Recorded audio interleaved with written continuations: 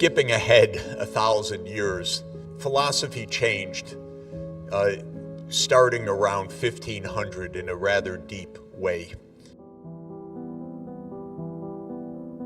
How modern Western political philosophy has deviated from the right path has been at the center of debates for quite some time. The Crisis of Modernity by Leo Strauss, for example.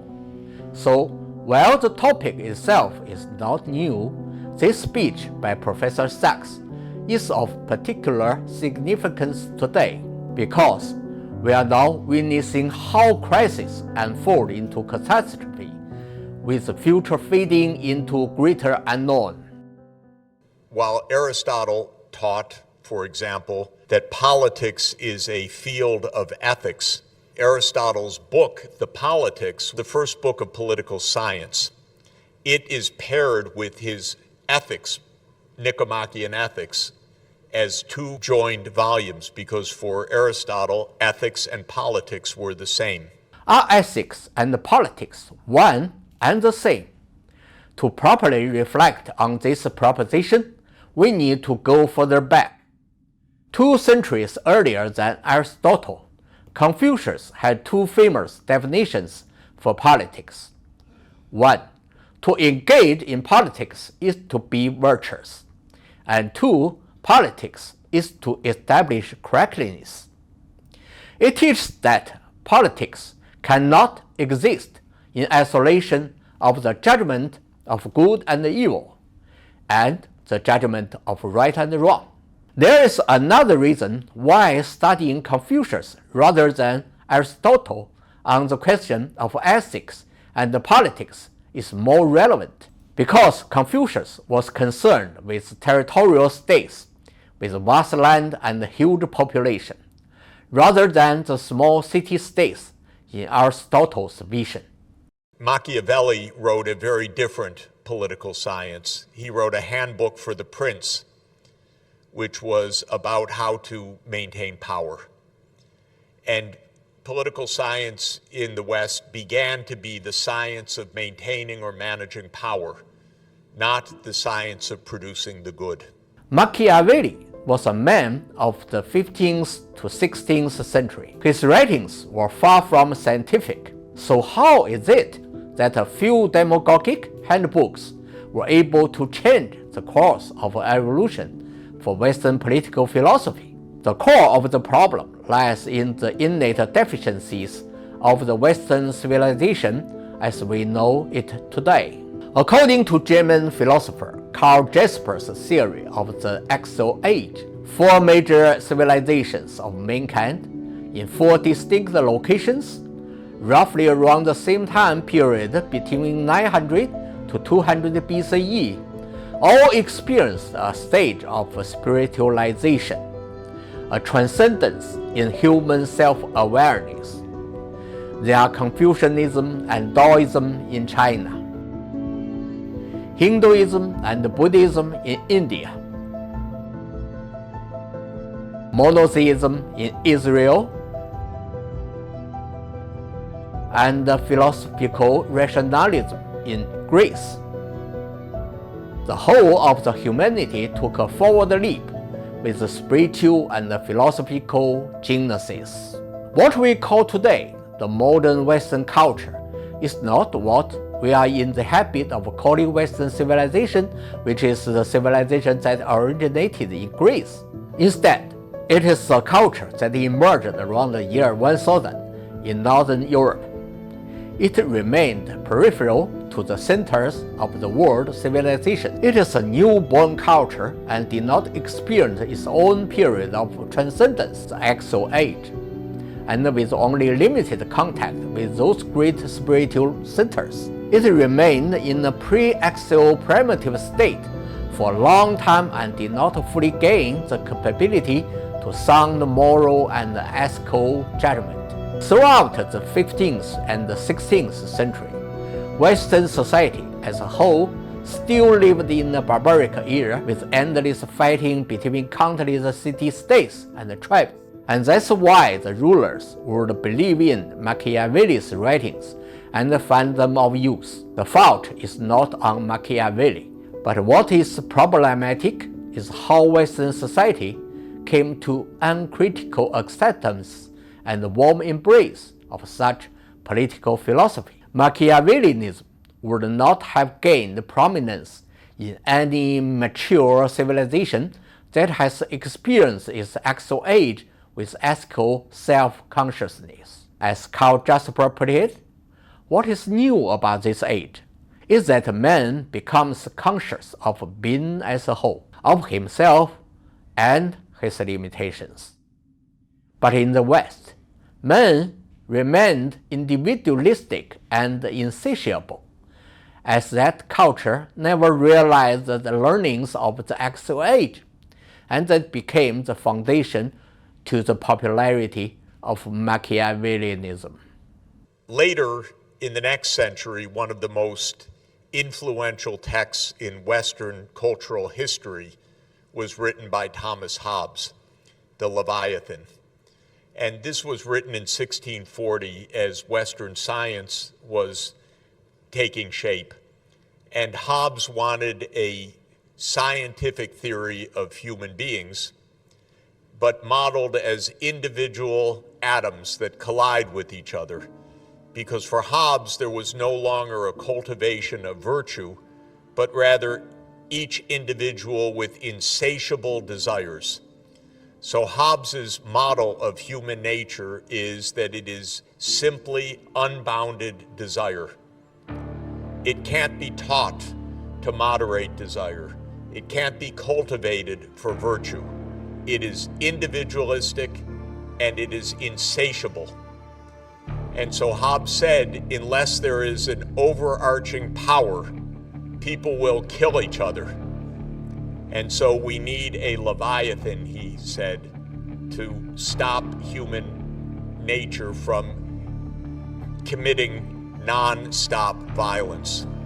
It was a very pessimistic view of human nature, but notice the main point is no longer was there any idea of developing virtue. That was deemed to be impossible. Instead, one needed institutions to reflect harsh reality. This is the flip of philosophy. It's no longer about cultivating the good, it is about controlling the bad. Hobbes' doctrine is not at all new. His observations about human nature were seen in the writings by philosophers of ancient China. Guanzi lived in the 8th century BCE, more than 2,000 years before Hobbes.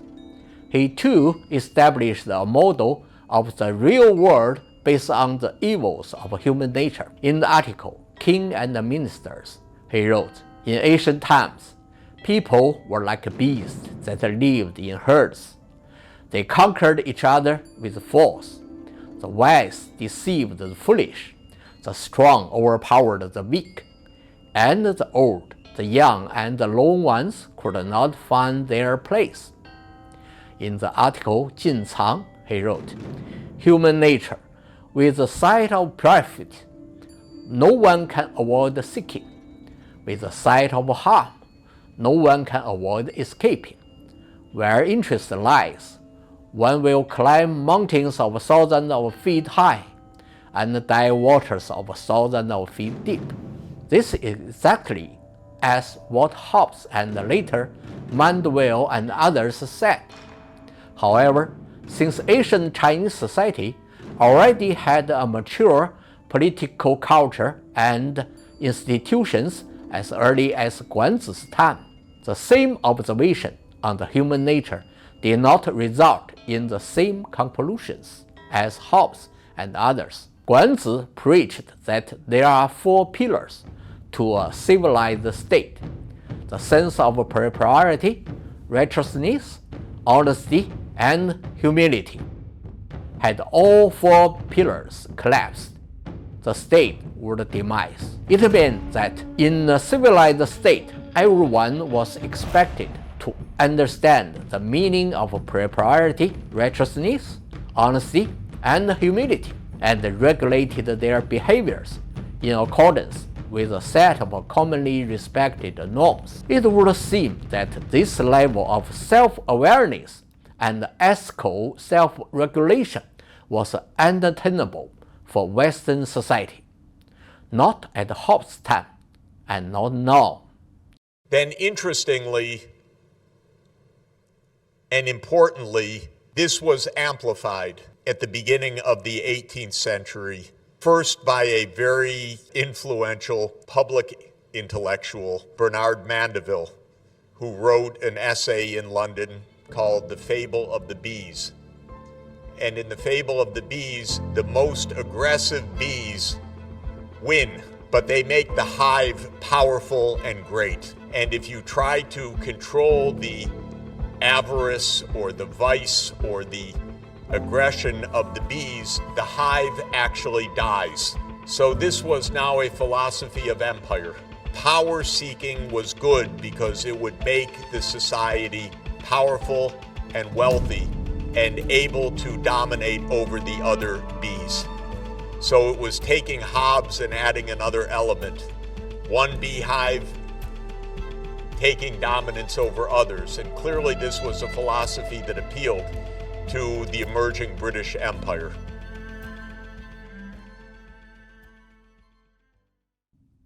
Anything could happen in a society that has not experienced the spiritual transcendence of the Axial Age. There, it was a society that fed on people's insatiable desires instead of trying to cultivate virtues in humans. The avarice or the vice of men were provoked as the source of power for a society to further its conquest of others. This would not be tolerated in a civilized society freed from barbarism. Let's take a look at ancient China for an example. Confucius placed great importance on the role of education. Giving no mention to the good or evil of human nature, he believed that the people are shaped by what they learn. He said people should be led by virtues and regulated by the rules of propriety. Xunzi, on the other hand, believed in the evil bodily nature of human. He said, if driven by nature and guided by impulses, people will be trapped in struggles and scrambles. So, he suggested that a system of propriety and righteousness should be established in order to set respective boundaries.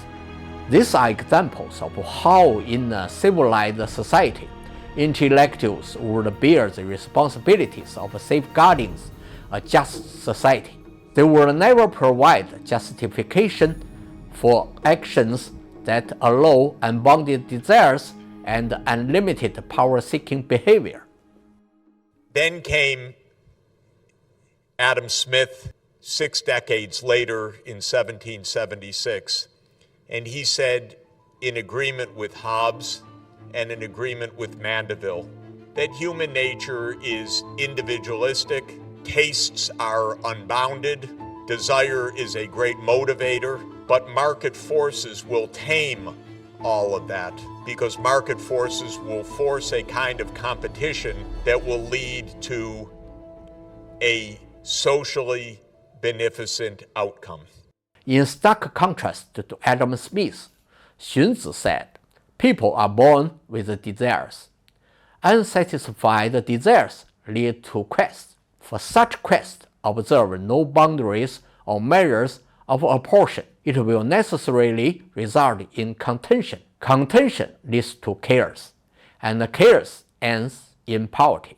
So why did Xunzi think that contentious engagements between people will end in poverty?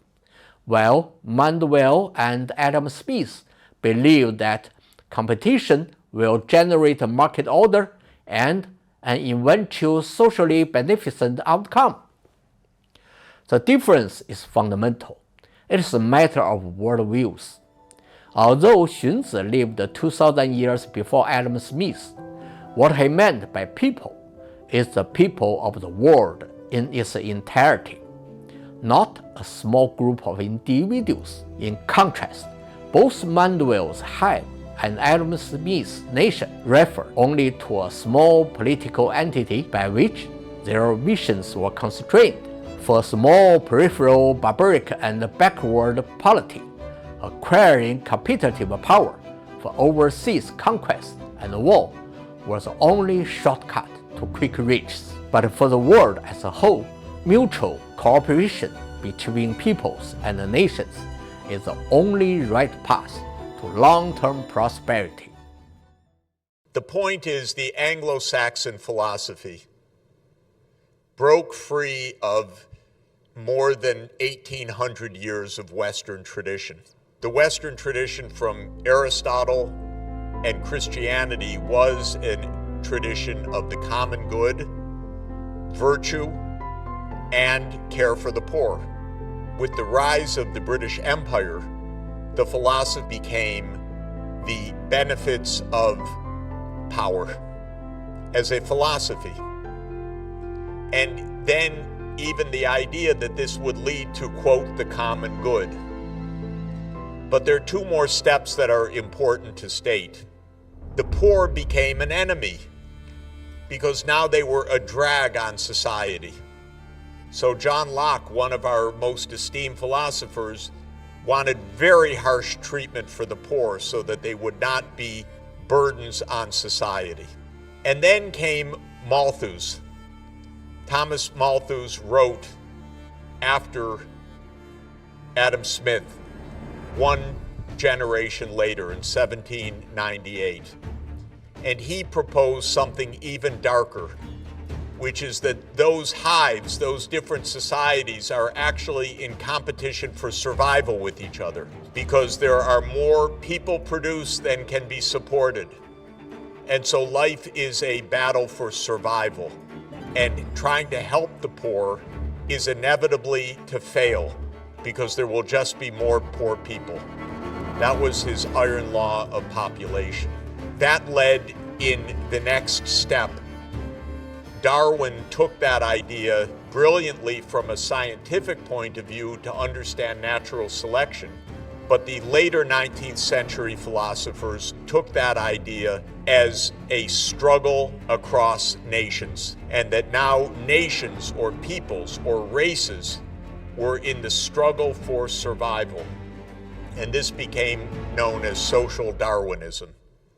And this is the root cause of why the world is in crisis today. The recognition of social Darwinism as a science has meant that humanity was now on a path to total destruction. If we look at the history of the British empires, its imperialist expansion has brought distinctions to wherever it landed, wiping out large populations, countless ethnic groups, aboriginal civilizations, and linguistic families. The exploitative and destructive forces would bring down ecosystems of human civilization and of nature, and eventually of the imperial power itself. Notably, the US. The US empire is an extension of the British imperial establishment, but it has further evolved in its capacity to exploit and destroy, with now the ability to end human existence in a split second, literally. The history of the Anglo-Saxon empires played out exactly as social Darwinism would have it. As a material economy and scientific innovations thrived for the imperial establishment, so did the level of destruction at an accelerating rate in the race towards imminent ecological catastrophe and societal crisis. The fact that if you provoke limitless greed in man, this was always going to be the outcome. Wisdom from the X age would have seen it from ancient times. And this gave rise to the worst crimes of history, because Nazism actually is a philosophy, which it was, based on social Darwinist pseudoscience. And this idea, the German people will survive or the Slavic people will survive. And so this is a war even to extermination. Now, this kind of idea led to the worst cruelties, but we are still in a mindset in the Western world where it is competition and struggle that is the absolute underpinning of society. This is the true face of what has been in the guiding philosophy for Western development. But we don't have to look as far as Nazism to see this. Crimes committed by Anglo-Saxon imperialism of recent times are no less atrocious. Noam Chomsky and Andrew Welchek have cited that between 50 to 55 million people have died around the world as a result of Western colonialism and neoliberalism since the end of World War II. Most of these murders were performed by the United States, justified under the name of freedom and democracy. This notion of letting greed motivate action perhaps did generate the spirit of innovation to some extent. But the way that it was championed and taught, of course, led to the worst excesses. So the world became rich, and those who were rich became devoid of benevolence and compassion. Mencius is a Confucius philosopher of 300 BCE in ancient time, who believed in the four essence of human nature that are common to all: a heart of compassion, a sense of shame and guilt, a faculty of reverence, and a judgment of right and wrong. Suppressing these virtues in man is a precondition to the proliferation of Western liberal capitalism. And in turn, philosophical writings in the West glorified selfishness and greed under the names of freedom and competition. I believe we've had a deviation from the right path in Western civilization. There are roots of Western culture that we can really use to find a path of virtue and politics that is ethical. But the Anglo-Saxon version deeply lost this tradition. And there are many fascinating reasons for this, but it was mainly the rise of power of the British Empire, which was in many ways an extremely nasty empire. And the United States learned everything it knows from the British Empire because it aims to be the continuation of the British Empire after World War II. And this is what needs to end: a world that can return to the common ethical principles of virtue. Professor Jeffrey Sachs' reminders are as insightful and valuable as they are rare coming from a contemporary Western thinker. He laid out the trajectory of this great deviation from Machiavelli to Hobbes, Mandeville, Adam Smith, Malthus, Darwin, and finally to the author of The Virtue of Selfishness of Ayn Rand. But let's look at this from another perspective. This was never about the West losing its path and drift away from its roots in the great ancient Greek civilization.